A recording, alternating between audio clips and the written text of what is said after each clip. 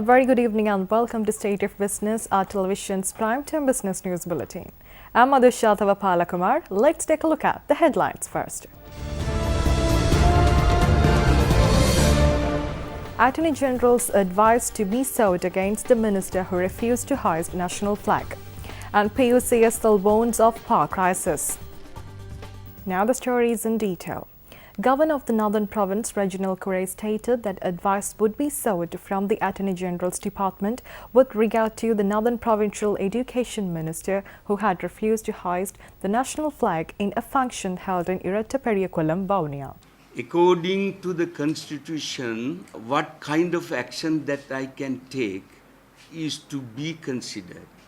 In that case, I seek the assistance of Attorney General Department. So after this meeting, my intention is to go and meet Attorney General Department's lawyers to take his views. My personal views and my personal ideas will not be informed at this juncture because I have a responsibility to work, think of the repercussions of the decisions. I don't think when I take an action, it will be finished forever. There will be repercussions. So I will have to think of the repercussions also. All other, after that only I will take a decision. So I will go to the Attorney General Department to take this action. Releasing its latest report, the Public Utilities Commission of Sri Lanka stated that the implementation delays of the long-term energy plan over the next 3-year period could very likely trigger a power crisis that could seriously affect the national economy. The report, which had been handed over to the Ceylon Electricity Board and to the Ministry of Power and Renewable Energy, stated that the total expected financial loss due to implementation delays of the 2018-2020 plant schedule in the long-term generation expansion plan is 50.62 billion rupees. The report further stated that the financial loss due to any further delay beyond what is forecasted in the previous section will cost 3.43 billion rupees per month. This report attempts to identify any prospective delays in the plant implementation schedule of the least cost long-term generation expansion plan 2018-2037 approved by the PUCSL and attempts to forecast the financial implications and economic consequences of such delays. According to the report, the PUCSL had been continuously monitoring the progress of the CEB in implementing the approved plan and had observed delays in the procurement process of power plants expected to be commissioned by 2020. The report further stated that although the Karavalapitiya 300 megawatt natural gas-fired power plant was expected to be commissioned in January 2019, according to the least cost long-term generation expansion plans, as per the CEB implementation plan, it would be commissioned only in June 2020. This, in turn, would create a calculated loss of 1.55 billion rupees per month of delay. The report also revealed that according to the CEB implementation plan, the plant will be delayed for 18 months where the loss would increase up to 28 billion rupees. Also, the report reveals that the 122 megawatt Uma Oya hydro plant is expected to be commissioned by January 2019. But the expected commissioning date is not given in the CEB implementation plan. Therefore, it was assumed that the plant would be delayed by 1 year. The PUCSL report had also expressed concern over the solar, wind and mini hydro power projects that are to be implemented by year 2018-2020 and assumed the delay of each project by 1 year due to implementation delays. Therefore, the PUCSL had recommended expediting the procurement of listed power plants in the report in accordance with the approved schedule as a matter of national importance. Furthermore, the Commission has rejected purchasing emergency power in the future to meet any capacity or energy deficit due to implementation delays of these upcoming power plants and is of the view that such costs should not be passed through to the consumers through tariffs. Let's take a look at more news after this break.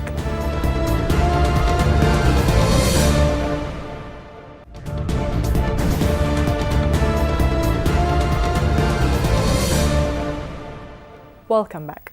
Government Medical Officers Association convened a media conference this afternoon regarding the decisions taken during the Emergency General Committee meeting of the Medical Officers Association today. Actually, today we had a general committee meeting, emergency general committee meeting, to discuss the next steps and what are we are going to have against this item fight.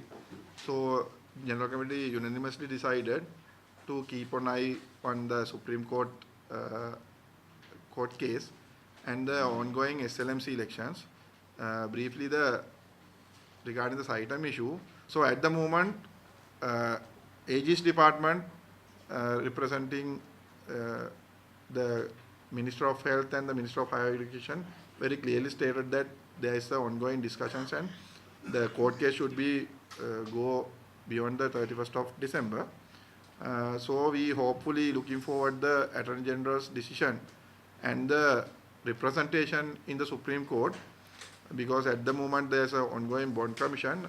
Very clearly the representatives from the Attorney General's department doing their job as well popular government servants. We hope that Mr. Sanjay Rajaratnam, who is representing the AG's department in this Saitam court case, do the same as the bond commission.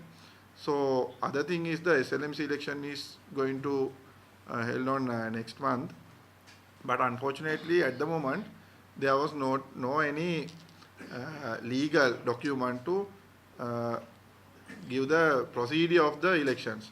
So it should be gazetted. So we longly discussed it in the general committee and decided if the SLMC is going for elections without the legal procedure, we are going to oppose it politically as well as the legally, because otherwise it will be another trap to the SLMC at this crucial juncture. So we request from His Excellency the President to hold the elections till this election regulations gazetted. Sri Lanka's leading exporter Brandix has launched a joint venture with global synthetic materials manufacturer Best Pacific of Hong Kong to produce synthetic fabric and webbing in Sri Lanka with a specific focus on warp knit synthetic fabric. An agreement signed by the two companies recently in Colombo envisages the construction of a manufacturing facility in Pannala for the manufacture of synthetic fabric and webbing. The joint venture will be managed by Best Pacific, a leading one-stop solutions provider in the synthetic space. With its strong innovation and product development capabilities, the group not only manufactures synthetic materials for these brands but also jointly develops new materials and products in order to start new market trends for their products. Let's take a look at the stocks after this break.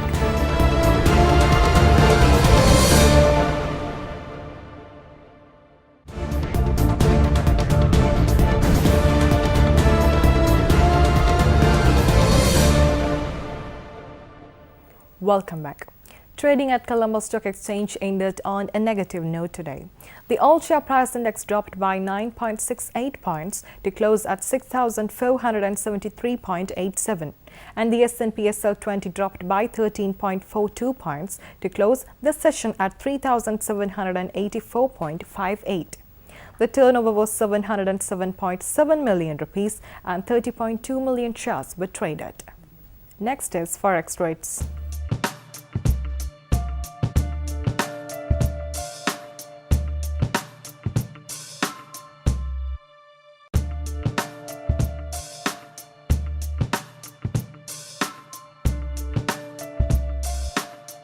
With that, we wrap up State of Business for the day. We'll meet you tomorrow at the same time with more latest news. Until then, take care. Good night.